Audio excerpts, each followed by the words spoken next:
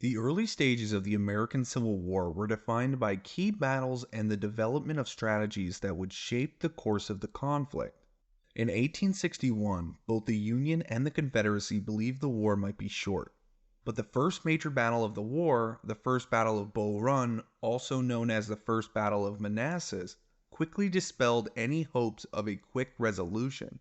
This battle, along with the evolving strategies of both sides, laid the groundwork for a prolonged and bloody war that would change the course of American history. The First Battle of Bull Run took place in July 1861 near the town of Manassas, Virginia, not far from Washington, D.C. Union forces, under the command of Brigadier General Irvin McDowell, were tasked with delivering a decisive blow to the Confederacy by attacking their forces near Manassas. McDowell hoped that a swift Union victory would break the back of the rebellion and bring the conflict to an early conclusion. On the Confederate side, Generals Joseph E. Johnston and P.G.T. Beauregard prepared to defend their positions along Bull Run, a small river near Manassas. Both armies were made up mostly of inexperienced troops, many of whom had never seen battle before. On July 21, 1861, the Union Army launched its assault, and initially the battle appeared to be going well for the North. Union troops managed to push back the Confederate forces, and many Northern spectators who had come to watch the battle from nearby hills believed that victory was within reach. However, the tide of the battle began to turn as the day wore on. Confederate reinforcements arrived on the battlefield, and General Thomas J. Jackson played a crucial role in rallying the Southern troops. Jackson earned the nickname Stonewall during this battle because of his steadfast defense on Henry House Hill, where he and his men held their position firmly against Union assaults. This stand allowed the Confederates to regroup and launch a counter-offensive that overwhelmed the Union forces. By the afternoon, the Union Army was in full retreat, fleeing back towards Washington, D.C. in disarray. The Confederate victory at Bull Run had significant consequences for both sides. In the North, the defeat was a shock to the public and military leaders alike. Many Northerners had expected a quick and easy victory, but the battle revealed that the Confederacy was a formidable opponent. The Union now realized that the war would be much longer and much more difficult than anticipated, and there was a renewed focus on building a stronger, more disciplined army. For the South, the victory at Bull Run was a major boost to morale. It reinforced the belief that the Confederacy could successfully defend its independence and made Southern leaders more confident in their ability to resist Northern aggression.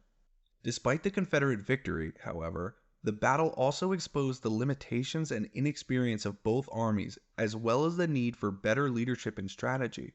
In the aftermath of Bull Run, both the Union and the Confederacy began to develop more comprehensive strategies for the war. One of the key Union strategies that emerged during this time was the Anaconda Plan.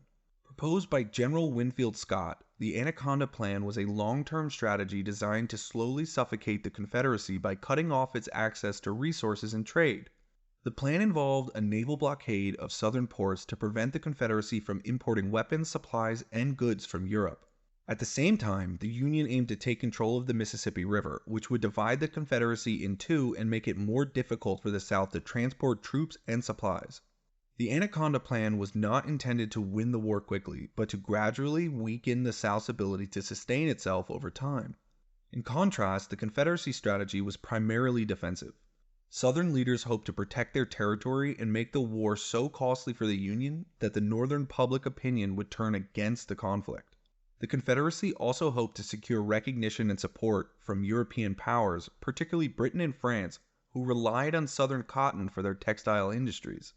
If the Confederacy could hold out long enough and win key battles, they believed foreign intervention might pressure the Union into negotiating a peace settlement. While the Union focused on cutting off the South's resources, the Confederacy aimed to defend its territory and wear down Northern resolve. As these strategies began to take shape, several key figures emerged who would play critical roles in the unfolding conflict. One of the most important Confederate leaders was General Robert E. Lee, who would soon take command of the Army of Northern Virginia. Lee was a brilliant military strategist, known for his ability to outmaneuver and outthink his opponents on the battlefield. His leadership would become a defining feature of the Confederate war effort, particularly in the Eastern Theater. On the Union side, Ulysses S. Grant would rise to prominence as one of the most effective commanders in the Western theater of the war. At the time of the First Battle of Bull Run, Grant was relatively unknown, but he would soon make a name for himself with a series of important victories. Another key figure was General Thomas Stonewall Jackson, whose actions at Bull Run cemented his place as one of the Confederacy's most celebrated and capable commanders. Jackson's tactical brilliance and fearless leadership made him a formidable opponent for Union forces, and he would continue to play a central role in the Confederate war effort. In the early months of 1862, Ulysses S. Grant began to rise to prominence with his victories in the Western theater. One of his first major successes came in February 1862 when he led Union forces in the capture of Fort Henry and Fort Donelson in Tennessee. These two forts were strategically important because they controlled key rivers, the Tennessee River and the Cumberland River, that were vital for transportation and supply lines in the region. At Fort Henry, Grant's forces, supported by naval gunboats, launched a successful assault that quickly overwhelmed the Confederate defenders. The Union victory at Fort Henry opened up the Tennessee River to Union operations, allowing them to move deeper into Confederate territory. Following this success, Grant turned his attention to Fort Donelson, located on the nearby Cumberland River. The Battle of Fort Donelson was a more challenging engagement as the fort was heavily fortified and the Confederate defenders were well prepared. Grant laid siege to the fort, and after several days of fighting, the Confederate garrison found themselves surrounded and cut off from reinforcements. Facing the prospect of annihilation, the Confederate commander at Fort Donelson requested terms of surrender. Grant's response was famous and simple: no terms except unconditional and immediate surrender can be accepted. The Confederate forces, with no other option, surrendered, giving the Union a major victory. The capture of Fort Henry and Fort Donelson had significant implications for the Union war effort. First, it gave the Union control of key rivers and supply routes in the Western theater, allowing them to penetrate further into Confederate territory. Second, it marked the first major Union victories of the war, boosting morale in the North and demonstrating that the Union could actually achieve significant military successes. Third, these victories elevated Ulysses S. Grant's status as a rising star in the Union Army, earning him the nickname Unconditional Surrender Grant. Grant's aggressive tactics and willingness to press the attack would become hallmarks of his leadership style, setting the stage for further Union successes.